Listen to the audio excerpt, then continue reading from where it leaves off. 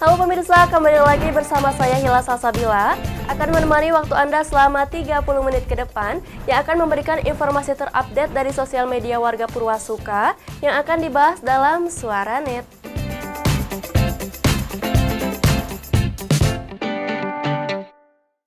Pemirsa, seperti diketahui, sekarang kan sudah memasuki musim penghujan. Kalau kata orang zaman dulu masih ya, ini nggak tahu sih pemirsa ingat atau enggak. Ada yang bilang katanya kalau udah masuk bulan yang belakangnya kayak September, Oktober, November, Desember itu masuk musim hujan. Dan nanti katanya masuk musim kemaraunya pas bulan Maret, karena belakangnya ret atau kata orang Sunda mah raat. Kalau pemirsa percaya nggak sama hal kayak gitu? Kalau aku percaya nggak percaya sih. Soalnya sekarang cuaca udah nggak bisa ditebak kayak hati nih. Misalnya siangnya panas banget, malamnya hujan besar kan ya. Udah kayak tukang PHP, pemberi harapan palsu yang siangnya ngajak jalan, pas malam malah jalan sama orang lain. Nah, ngomong-ngomong soal hujan nih, banyak juga kita mendapatkan berita mengenai banjir ya kan. Salah satunya ini ada bencana banjir di daerah Perum BMI 2 Karawang. Info ini didapat dari postingan Facebooknya Kang PW. Katanya, info pagi ini wilayah Perum BMI 2 kedatangan tamu yang tadi undang alias banjir. Efek dari semalam hujan lumayan lama, aliran listrik dipadamkan, semoga cepat surut airnya. Untuk info lebih jelasnya, kita akan terhubung nih sama Kang PW. Halo, Assalamualaikum. Waalaikumsalam, halo Pak. Ya, Apa kabar hari ini? alhamdulillah sehat Bu.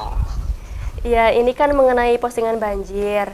Yang ingin saya tanyakan itu, banjirnya itu memang terjadi karena hujan yang deras aja, atau memang di sana ada saluran irigasi yang cukup besar atau aliran air yang cukup besar seperti sungai mungkin Pak? Dari hujan sih Bu, hujan yang terus menerus kemarin tuh. Tapi nggak ada aliran air yang besar kayak sungai gitu, di sana nggak ada kan? Ada sih, jadi gini Bu, jadi ini tiap tahun, jadi Ya.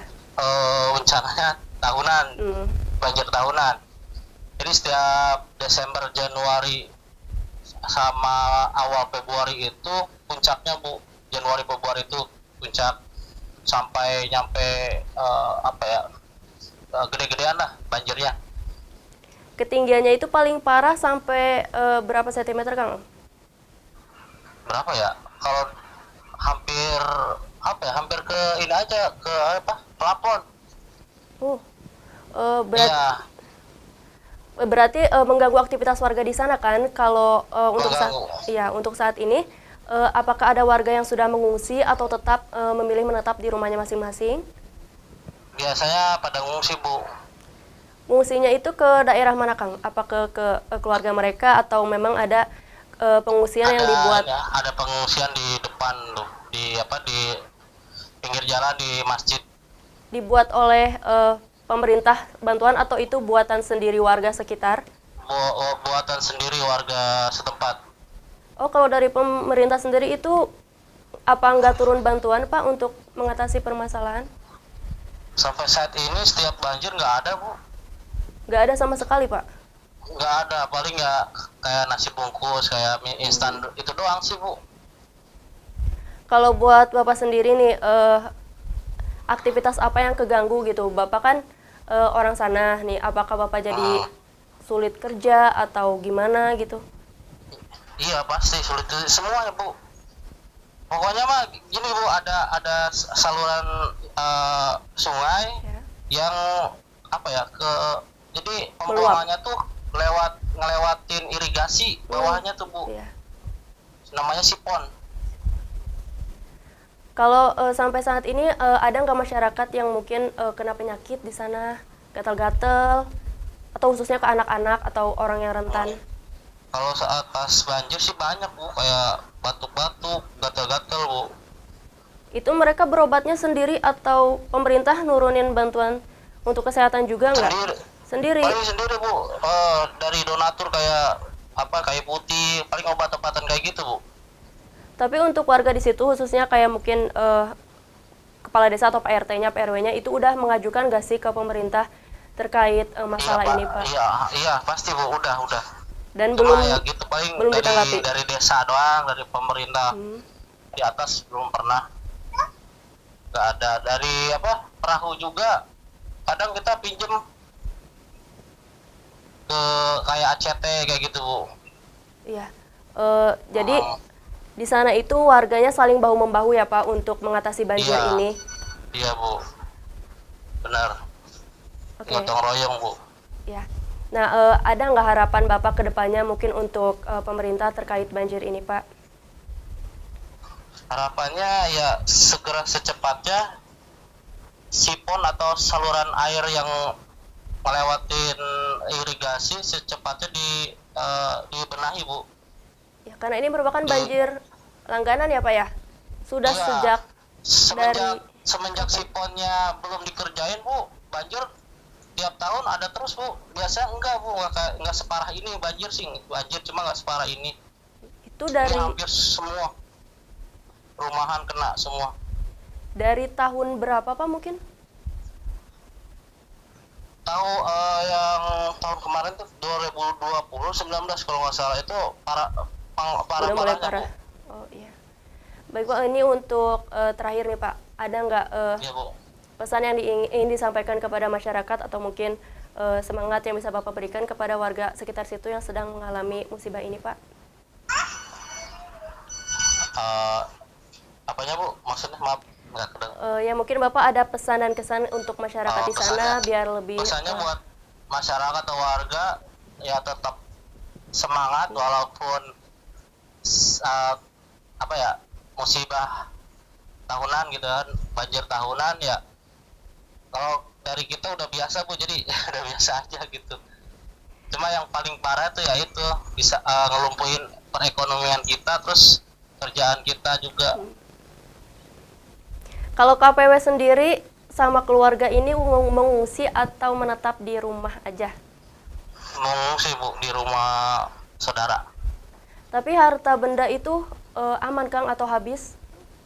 Ya sebagian sih habis, kayak lemari. Kalau elektronik sendiri ya ada TV yang rusak, padahal udah dinaikin mungkin kelembapan ininya 3 hari 3 malam. Yeah. Jadi bikin elektronik rusak. Sampai hari ini banjirnya sudah surut belum Pak?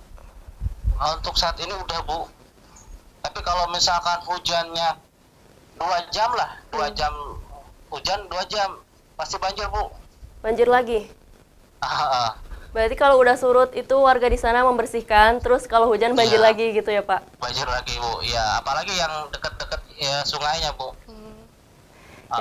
Ya sudah Pak, baik sekian aja ngobrolnya. Iya, Bu. Semoga Bapak sama masyarakat di sana tetap diberikan kesehatan meskipun sedang menghadapi bencana banjir. Amin. Pemirsa, baru saja kita berbincang dengan Kang PW mengenai banjir. Ada juga netizen yang mengomentari postingan dia, yaitu Ina Suryana. Katanya udah banyak yang ngungsi juga. Kalau dari Ruli Faudin, dia bilang semalam hujannya deras banget. Ya mungkin pemirsa itu kan yang menjadi penyebab banjirnya. Oleh karena itu kita harus selalu waspada ya. Ada lagi dari Epan Oktaviani, katanya semoga diganti dengan banjir rejeki. Amin banget ini mah amin. Di penghujung tahun ini kan emang banyak cobaan ya, banyak bencana alam yang terjadi. Tapi semoga doa-doa baik selalu mengiringi kita juga. Dan pemirsa jangan kemana-mana, setelah ini masih ada berita lainnya tetap di Suara Net.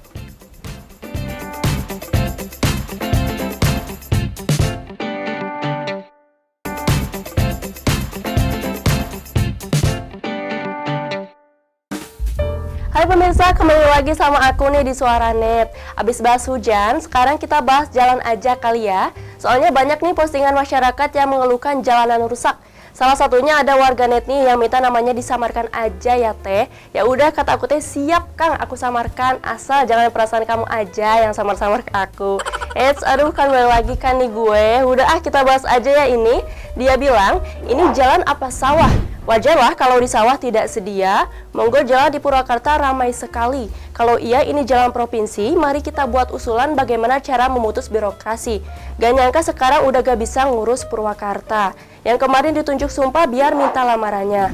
Nah biar aku perjelas ya pemirsa, mungkin kurang lebih maksudnya itu kayak gini. Ini jalan apa sawah ya, gimana kalau kita buat usulan kepada pemerintah tentang jalan rusak ini. Gak nyangka sekarang kok pihak-pihak terkait sudah gak bisa ngurus Purwakarta. For your information, ini jalan Bundar sampai arah Jatiluhur yang emang jalannya rusak parah, berlubang, bergelombang, dan licin kalau hujan pemirsa. Karena ini merupakan jalan yang sering dilewati mobil besar yang keluar masuk pabrik dan juga mobil besar yang mengangkut bahan-bahan untuk proyek pembangunan kereta api cepat. Postingan ini mendapatkan respon yang cukup menyulut emosi netizen karena mungkin mereka capek ya pulang kerja, mau usaha, mau sekolah, atau sekedar lewat doang jalan situ kayak harus ekstra hati-hati biar gak celaka. Ada dari Iqbal, dia bilang, pelakan we sampe atau tanamin we singkong katanya. Bagus sih Kang idenya mah memanfaatkan lahan yang katanya jalan, tapi kayak sawah teh ya gening ya. Tapi kayak gitu juga dong AA, kalau jalannya ditanamin singkong, ntar kita lewat mana nih? Lewat hatimu, nggak bisa kan? Jangan aneh-aneh deh makanya. Nah pemirsa masih tentang jalan nih, masih di Purwakarta juga. Ini postingan dari akun Facebooknya Kang Tio. Sebelumnya mari kita berdoa dengan kepercayaan masing-masing untuk Ibunda Kang Tio yang merupakan korban kecelakaan dari jalan yang berlubang. Semoga beliau ditempatkan di tempat yang terbaik di sisi Allah Subhanahu wa Ta'ala. Amin. Berikut adalah postingannya.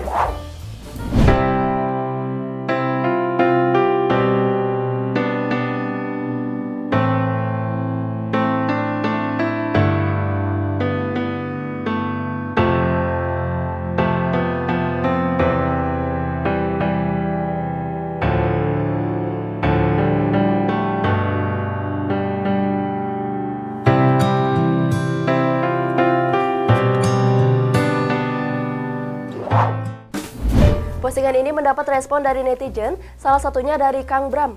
Dia bilang, yang jadi pertanyaannya, APBD Purwakarta mestinya dianggarkan tiap tahun, salah satunya untuk perbaikan dan pemeliharaan infrastruktur. Ini benar sih pemirsa, memang seharusnya perbaikan dan pemeliharaan seperti jalan harus dianggarkan tiap tahunnya kan, guna menjaga infrastruktur itu sendiri atau melindungi masyarakat dari hal-hal yang merugikan. Salah satunya adalah hal yang dialami oleh Kang Tio dan keluarganya.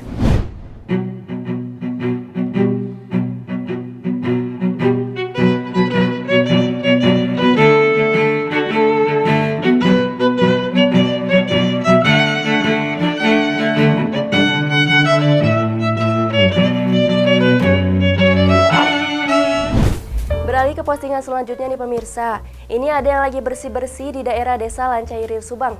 Kang Romli di postingan Facebooknya terlihat sedang membersihkan lingkungan sekitar dan juga tumpukan sampah guna menyambut tahun baru yang sudah kita lewati kemarin dan persiapan pelantikan Kades terpilih yang juga akan dihadiri oleh Bapak Bupati.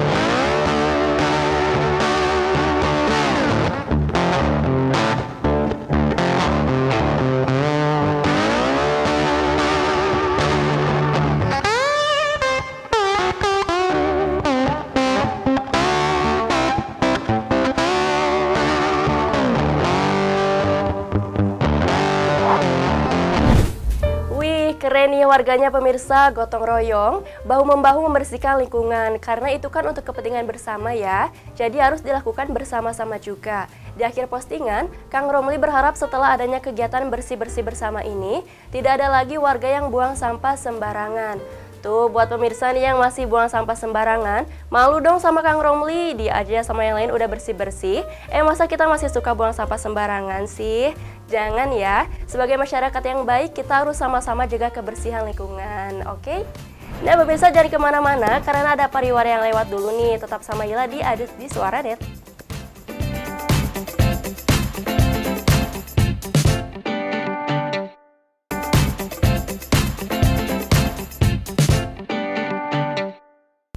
Balik lagi di Suaranet pemirsa, kita sekarang pindah ke daerah Cikampek karena ada postingan tentang kandang kambing di bawah flyover Cikampek. Informasi ini didapat dari akun Facebooknya warganet yang mau namanya disamarkan juga nih. Dia bilang, Pemda Cikampek tentang flyover sudah dibagusin, dirapihin supaya enak dipandang, ditata, taman juga dicat. Ini malah dibikin kandang kambing. Dinas Tramtid dan PU-nya kemana? Berapa anggaran buat pemeliharaan flyover Cikampek? Kenapa bisa seenaknya saja mendirikan saung-saung liar ini? Colek lurah katanya. Dan menanggapi postingan tersebut, ada warganet nih yaitu Syam yang ngomong katanya udah enak dipandang, bagus suasananya.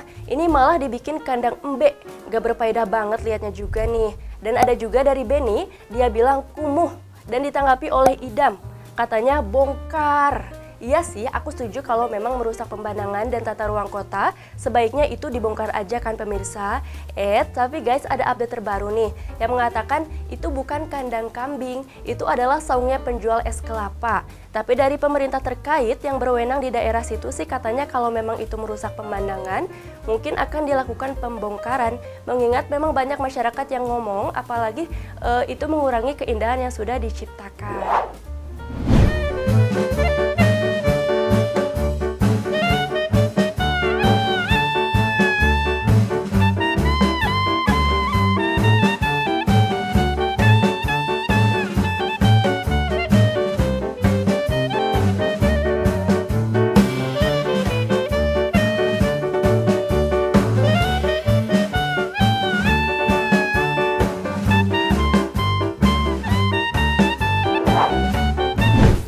Selanjutnya ada kabar dari Muhammad Dhani Hafiz yang ingin segera cepat pulang ke kampung halamannya di Purwakarta.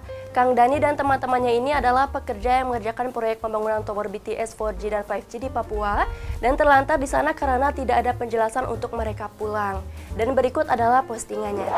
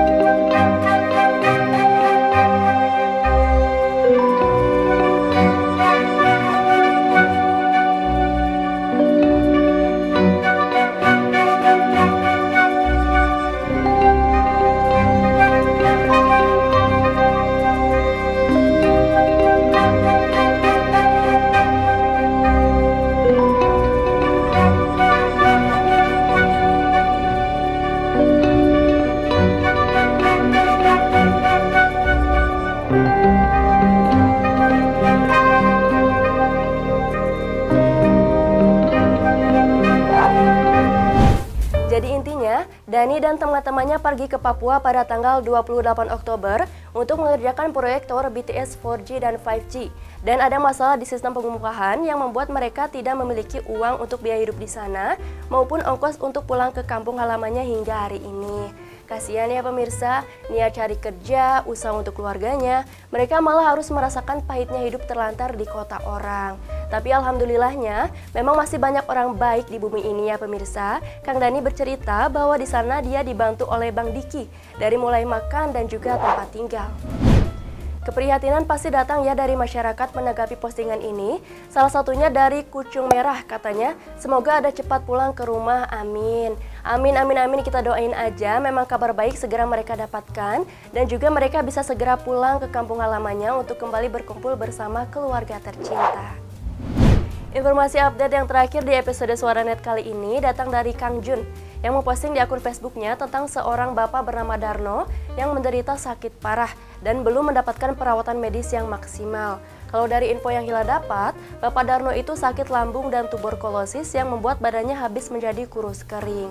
Untuk pemirsa di rumah yang ingin menyalurkan bantuannya bisa hubungi nomor di bawah ini. Dan mari kita doakan semoga Pak Darno ini cepat mendapatkan perawatan yang layak agar penyakitnya cepat sembuh. Nah pemirsa, kabar Pak Darno ini menjadi penutup di Suaranet kali ini. Jangan lupa untuk terus saksikan Suaranet. Hila pamit undur diri, terima kasih dan sampai jumpa. Cipta TV selalu di hati.